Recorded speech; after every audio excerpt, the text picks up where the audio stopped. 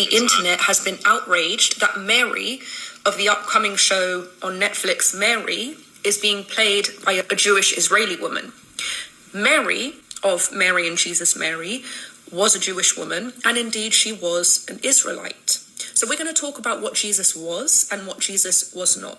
Jesus was a Jewish man. He was an Israelite. He was not a Christian, nor an Arab, nor a Muslim, nor a Palestinian. And we're going to explain why. Long ago, there was the Kingdom of Israel, which was across what is now known as the State of Israel and the Palestinian territories. It was later divided into the Kingdom of Israel in the north and Judah in the south. Right. The north was conquered by the Assyrians, the south by the Babylonians. Irrelevant. At some point before the time of Jesus' birth, it was entirely conquered by the Romans. When Jesus was born, this was the arrangement of the land. There was Judea in the south, which was the Roman province of Judea under occupation. Then there was the Galilee in the north and Samaria, which is now known as the West Bank. Mary lived in Judea. She was a Jewish woman who lived in Judea, and her son Jesus Christ was also a Jewish man.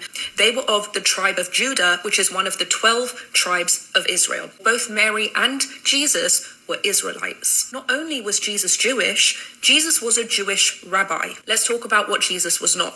Jesus was not a Christian. He was not a Christian because Christianity was formed after the death of Jesus Christ, around the teachings of Jesus Christ. Jesus could not have been a Christian because Christ could not have followed Christ.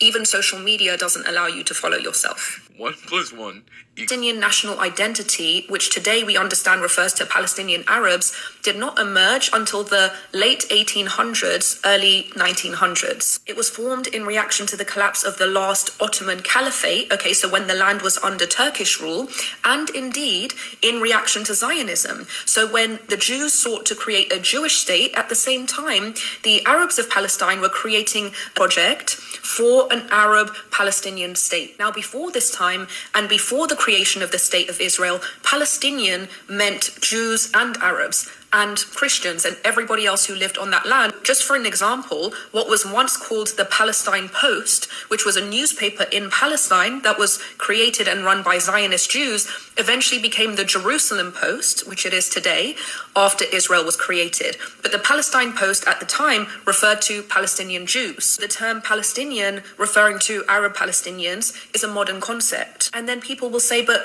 wasn't it that throughout times in history, the land was referred to Palestina or Syria Palestina? Yes, that is correct, and I'll explain to you why. During the times of ancient Israel, before and after, there were 3 distinct groups on the land: the Israelites, the Canaanites, and the Philistines. Now, it is said that during the Jewish revolts against the Roman occupation, in order to punish the Jews, the Romans renamed the land Palestina after the Philistines that were alleged to be the enemies of the Jews. So when people refer to Jesus as Palestinian, this is what is known as an anachronism. When something is anachronistic, it is developed at a different time and wrongly imputed to another time. Like, for example, let's say you're watching a movie that's set in the 1700s, and in that movie you see a color TV. Well, we know that color TVs didn't exist at that time.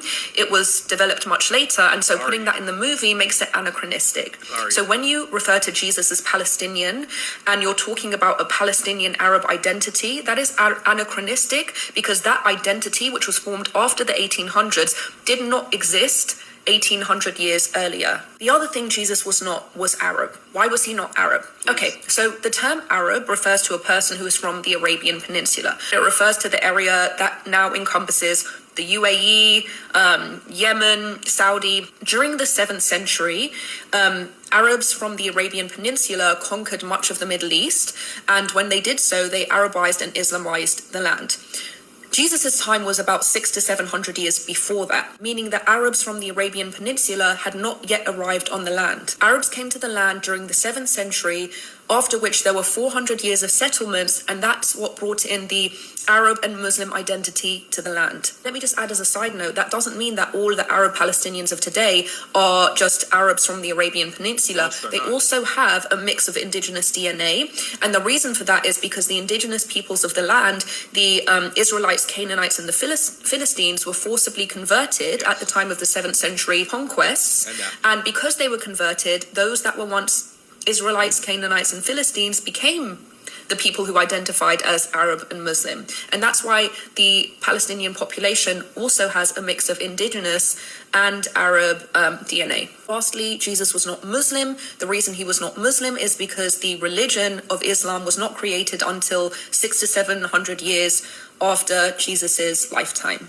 Let's be clear, the people who are making these claims are engaging in indigenous erasure. Throughout history, colonizing forces have engaged in this indigenous erasure by taking native indigenous peoples and portraying them as having attributes of the colonizer. So, for example, when portrayed Jesus as European looking, that was a form of indigenous erasure and colonizer appropriation in order to portray Jesus as Roman when he was not. He was a Jewish Middle Eastern man. Similarly, when he is portrayed as Arab, which he is not, that is also another form of colonial appropriation and indigenous erasure. Absolutely, Jesus baby. was a Jewish man. Jesus was an Israelite. I grew up in London. There's no separation of church and state. I went to a Roman Catholic school. Every Thursday at Mass, we had to sing these songs like, "Born is the King of Israel," because he was the King of Israel. So to deny any of this, if you're an intellectual, it's anti-intellectualism, revisionist history, and ahistorical. If you're religious, it's blasphemy. If you are a humanitarian, it's cultural appropriation and indigenous erasure. And if you're Jewish, it's just plain anti-Semitism. No matter which way you slice it, it's wrong, and you cannot erase the truth.